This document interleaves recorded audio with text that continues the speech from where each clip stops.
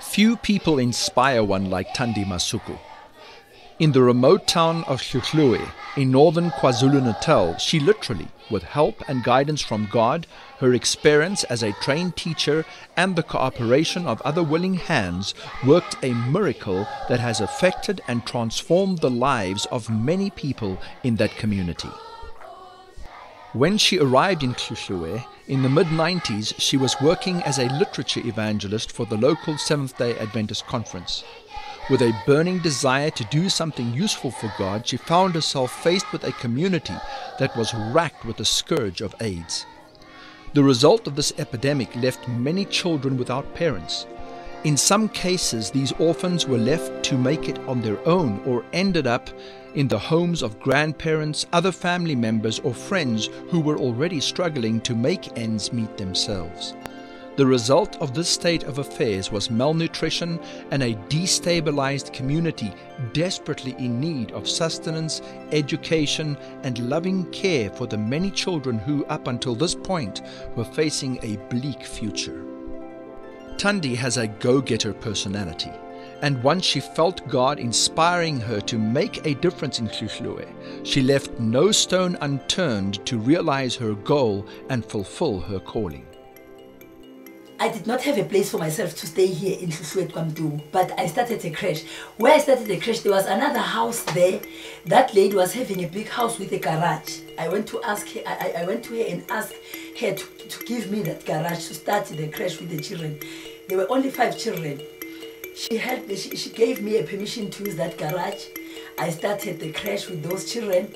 From there, I was advised by other people to go to the Inkosi, to the tribal authority, to ask for the land. I went there to ask for the land. I was asking for the land. I did not have money to build. I did not have money to buy any equipment which was going to be needed. I remember when I go to the tribal authority, because the meetings used to be on Wednesdays. When I got there, the Nkosi said, "No, when you want to build your church here." Her concern was not just for the children attending her creche, but also for the spiritual needs of all the people in that community. When I come here, there was no church here in Hluhluwe. There was only one family, the Smego family, and they were worshipping in their own house.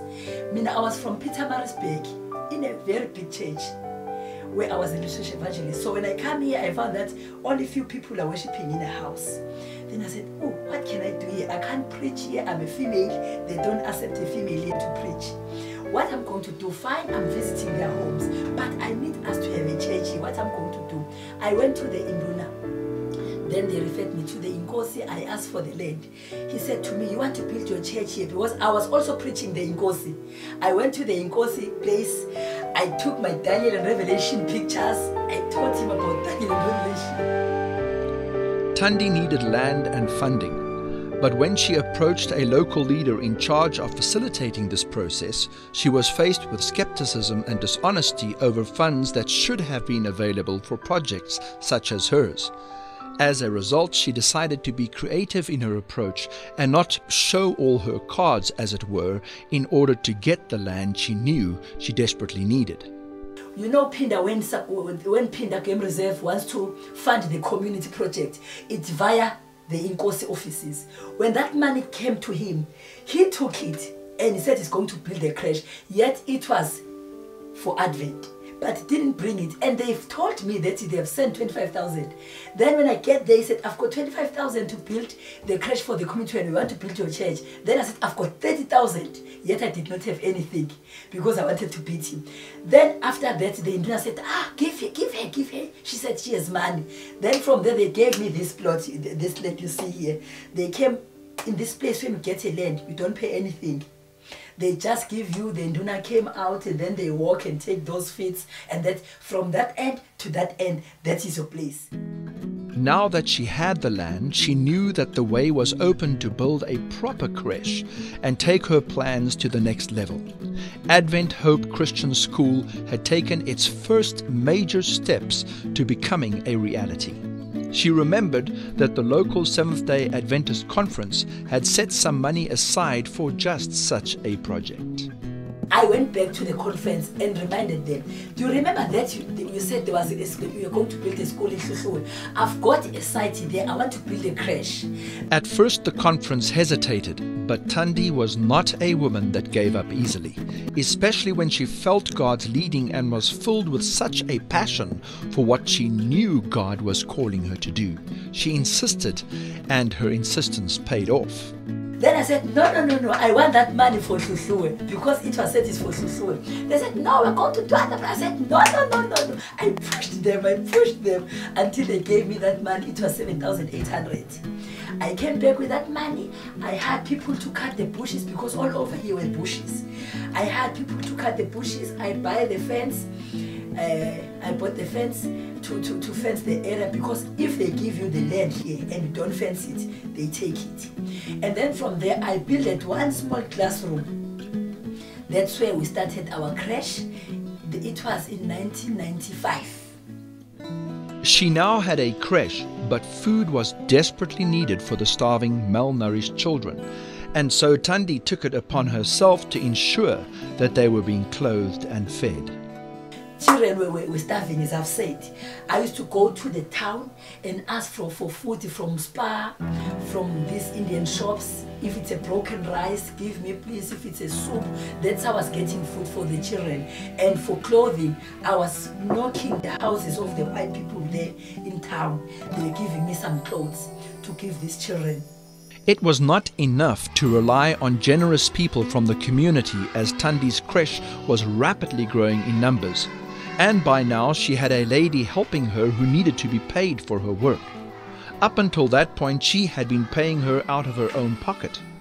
So Thandi decided to approach ADRA for funding. I wrote a letter to ADRA. ADRA replied me. They said, yes, we can fund you. They were funding me for 250 a month. With that 250, I was able to buy that little food. But what about the teachers? I was the teacher and the other lady was a teacher. That lady stayed with me there, who was a teacher, who started with me. You know what I was doing? I used to go out and do canvassing. When I come up back with the money for canvassing and pay this lady 50 rand a month, because there was no money for salary. The children were not the only ones needing assistance. Then I said, how can I also help with the old people? Because most of these small children were staying with the cocos. Where were their mothers? They were working there in the farms, pineapple farms, drinking beer there. And most of the children were sick. The grannies did not know what was the problem with the kids. Then I said, let me do something for the grannies. I started APED, that is the Adult Basic Education. I called them to come and learn writing. So in the morning, I was teaching the children, in the afternoon, the old people.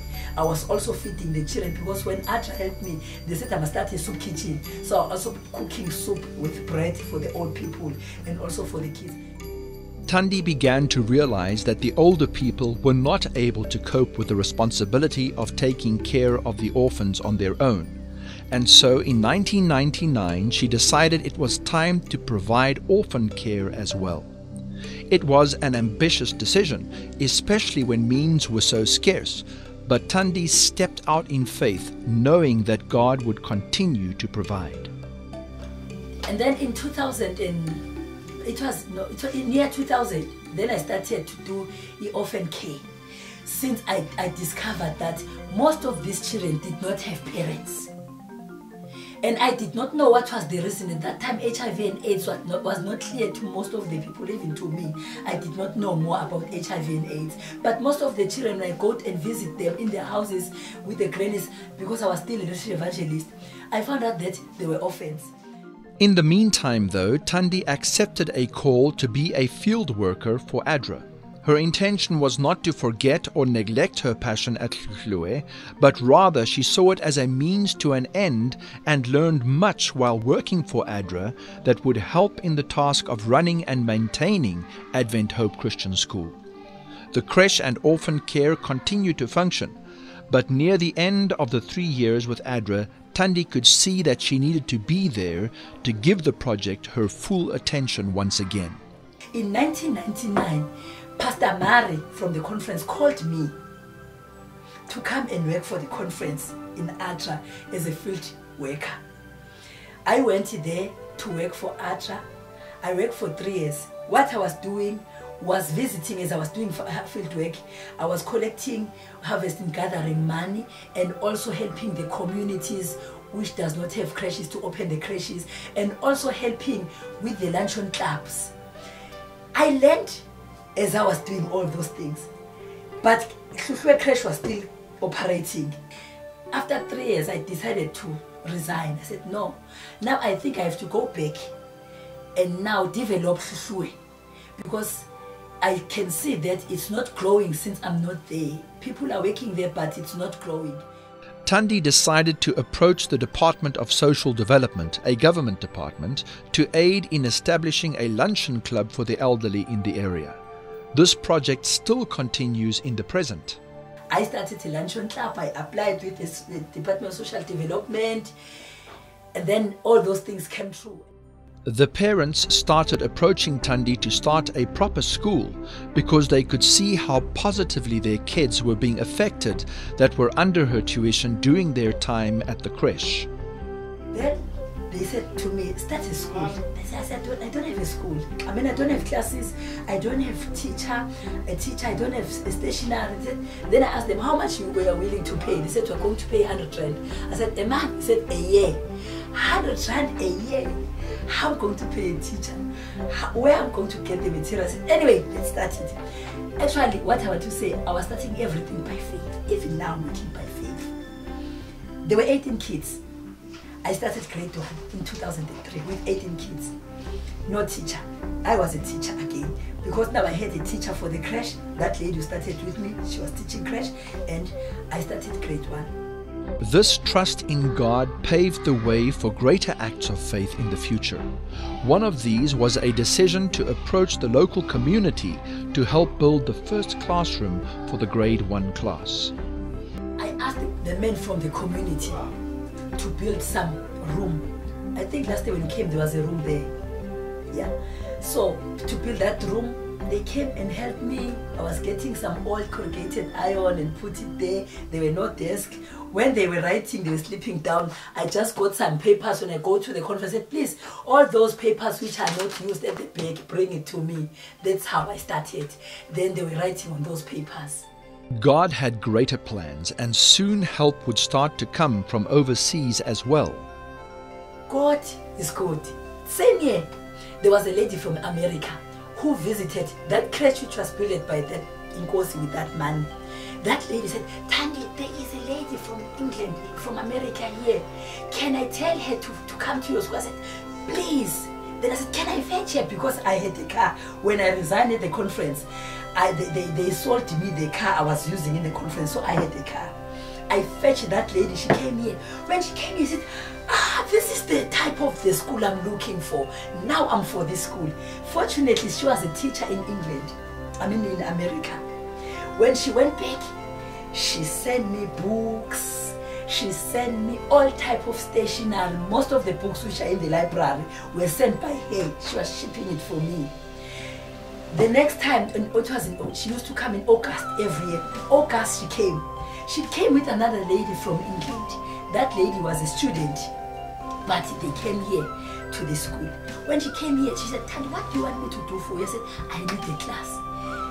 To my surprise, she just went to Hluhluwe town and bought all the material for the class. My first grade 1 classroom was built that way. Without telling me, the following day, I saw the truck coming. There are the corrugated irons. There are the planks. There is cement. There is sand. Everything came. I was just surprised. I said, Lord, deep down where you are, you know what is the needs of your people. The very next year, Thandi was able to start grade 2. 2004, there were some parents who were so interested in what I was doing. They were asking, how can you help me? They were just throwing whatever, or 100 rand, whatsoever. And that little school fees I was paying, I think it was 150 a month. And they were paying that. Then I was asking people from the community to help me to build the blocks, to build the second class now. I built the second class. After I built the second class, the roofs were there, the walls were there. Mrs. Mason came and said, what is it? I said, it's grade 2 classroom. They gave me 10,000 to finish up the class, just to put the roofing. That's how I got to the second class. It did not stop there. God kept on opening doors and the school rapidly began to grow. After that, God opened the doors. Most of the people who were coming visiting Pinda, they used to come to the school because they were telling each other, go to Advent, there is a private school there at Advent. So they were coming here and they come here, what do you want us to do for you? Please, I am in need of the classroom. Then that's how I keep on extending the school, Then in 2008, help came from a very unexpected source. The Duchess of York, Sarah Ferguson, decided to visit the school. 2008, the Duchess of York, Sarah Ferguson in August, visited us here. She came through that lady from America. And when Sarah came here, she promised us that she's going to leave us some money with Pinda. She left 120,000 rand. That's when we were able to build some other block there of classes, and we also bought the furniture. Advent Hope Christian School started to grow in leaps and bounds. Parents saw the effect that Thandi's school was having on their children, and they pleaded with her to expand. Again, Thandi stepped out in faith, even though there were no teachers or sufficient buildings to facilitate the growth. Once again, God acted, and as a result, nearly every year since, a new grade has been added to the list. Thandi believes that a major part of why they are blessed is because Advent Hope bases their teaching on the biblical principles that are communicated in God's moral law and practiced by the Seventh-day Adventist Church. From a young age, the children are taught to recite the 10 Commandments.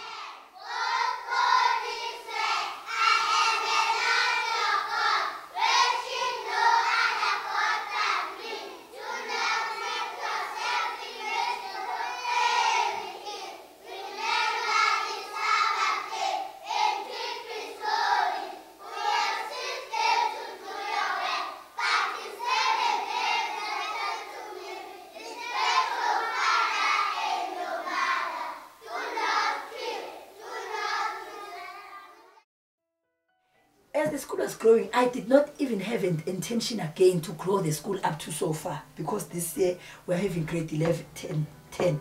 Next we're going to have grade 11. We're going to have grade 12 in 2013. The parents keep on calling me, are we going to have another class? Every year I'm in the class. When I say no, they said, where are you going to take our kids to? we don't want our kids to leave Advent. They must be there until they finish. I said, but I don't have funding. I don't have teachers. It was very difficult for me to get teachers up until it happened that some of the Zimbabweans were coming around asking for a job. Then I took one. Then they were telling each other, come, there's a school. Fortunately, most of them are Adventists. With growth came new needs. Soon Thandi needed a place for children to stay. She had been taking care of a number of them in her own home, but soon it became apparent that a hostel was needed. Once again, help came from overseas, and once again, someone from England played an important part. I need to do something for these kids now. They are too much. I started that building, and it stood for 2 years without finishing. That guy from England came. Then he said, I want to go and see where you're staying. When you get there, the children were staying in other rooms in my house where I extended. You know, it was just packed.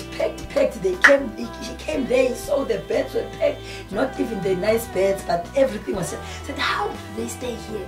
I said, that's how they stay here.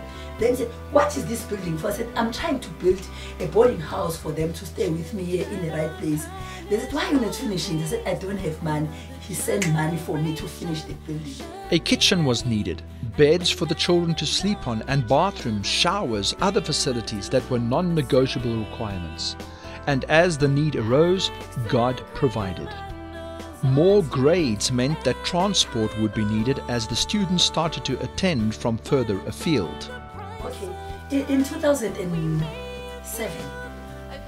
I was so anxious of getting the transport for the children because here at school, I had a lot of children who were on ARIVs and they were walking a long distance from home to school. So I wrote a letter to ADRA that or asking for transport. They promised me 50,000. Again, Thandi put her trust in God, and once more God provided, even beyond her expectations. While I was there in Durban, I received a call. A man from Pinda. Thandi, where are you? I said, I'm in Durban. Please come, there are visitors from England who wants to see you. I said, okay, I'm coming. When do you want me? He said, on Thursday. It was on Tuesday when he called me. I came back. When these visitors came, they came with 2 buses. 2 buses. What's happening? I was going to look for 2 quantums, now 2 buses. There were a lot of people there in. They came. When they came here, they asked me, what do you want? I said, I need to buy quantums for my kids. The other one raised the hand and said, I'm going to buy one. What do you say? You're going to buy me a kumbi?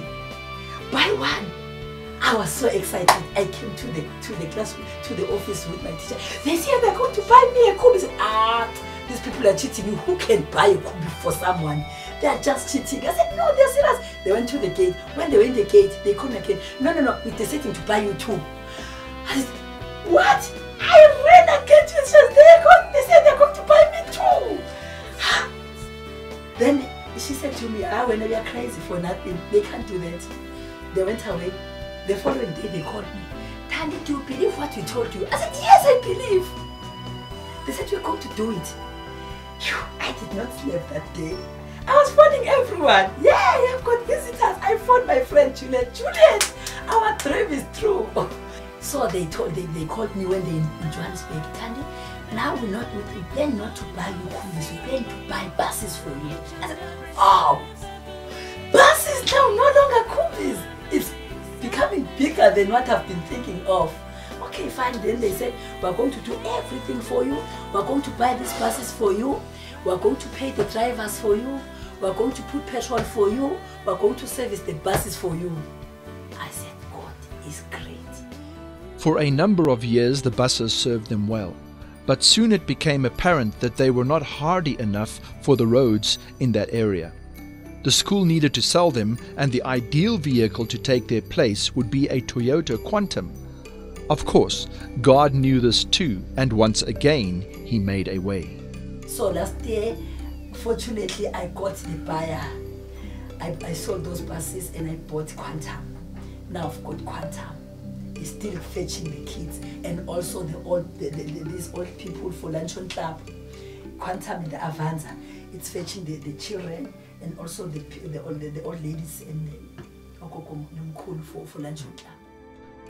The motivating factor behind all that Thandi was doing was a desire to educate people about God and the everlasting gospel of Jesus Christ. Her big dream was to build a church so that the people from the community could be invited to attend. Again, Thandi used creative thinking and her trust in God to make this dream come true. I went to a school there, primary school. I said, can you give us a classroom to worship here? They said, no. Then I said, what I'm going to do? I just went to the wife of the principal and said, can I have Bible studies with you? She said, fine. Every Wednesday and Fridays, I was having Bible study with her. Bible studies, and the principal joined us. Amen. He joined us, continued with Bible studies. After 2 months, I said to the lady, do you mind if I can invite you to our church? She said, no problem. I like to come to your church. Then I said, okay, fine. Then I came on Friday. I said, you know what? We have a problem. We don't have a place to worship. Worship in someone's house. Can you ask the principal to give us a classroom? I said, no problem. I'll talk to him. Then the principal said, no pleasure. Come to the school. You can have a classroom. Then I came back to this place. Please, we have a place now at school to worship. We started from there to worship in the school. Through her witness at other local schools and in the community, the church membership began to grow.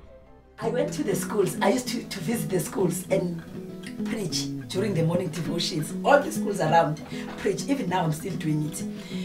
Then I started to have a week of prayer there in the evening because I'm not preaching 11 o'clock. No. That time we had no men here.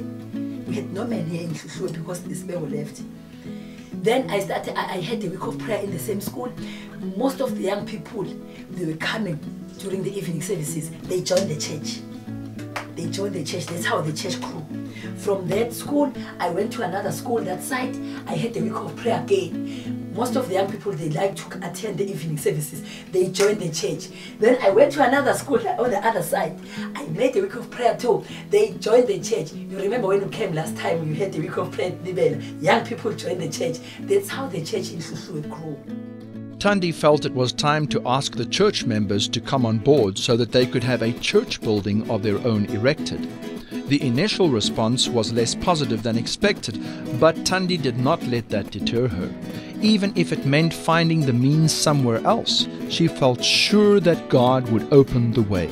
And He did. The church, they keep on saying, no. Then I decided to do something. In 2007, God was good to me. I was just elected by social development. They said, fill these forms. You are working for the community. You deserve an award. I said, an award? For what? For being working for the community. I filled the form haphazardly. The social workers came to me, no. We didn't fill here. Fill here. After that, I was called. For an interview in Durban. Interview, yes, your name has been elected that you must get for the competition for this community build of the year in 2007. I went there. When I went there, I passed the first interview. Now we have to go for the finals. When we went for the finals, it was in Durban again. I got number 1. Oh, God is good. I got number 1. I got an award. There's an award, and then I also got 10,000. When that lump sum came, I started to build the church.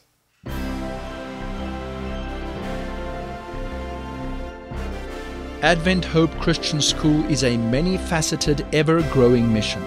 What started as a dream and then grew as God responded to one woman's incredible acts of faith has resulted in the lives of many people, young and old, being touched and in many cases ultimately transformed by the love of Jesus Christ. The next step in this mission is the addition of 11th and 12th grades so that the children of Hluhluwe and surrounding areas can do their schooling from start to finish at a school that offers far more than the average institution of education.